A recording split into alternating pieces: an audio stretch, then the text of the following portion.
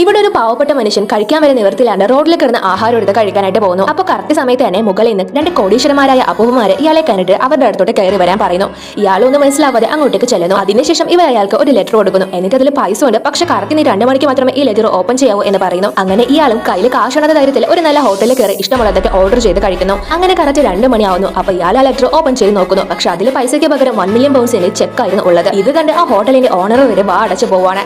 അങ്ങനെ ഇത്രയും വലിയ കോടീശ്വരൻ നമ്മുടെ ഹോട്ടലിൽ ഫുഡ് കഴിക്കാൻ വന്നതിന് വലിയ കാര്യം, അതുകൊണ്ട് നിങ്ങൾ പൈസ ഒന്നും തരണ്ട എന്ന് പറഞ്ഞ് അയാളെ അവിടെ നിന്ന് പറഞ്ഞു വിടുന്നു.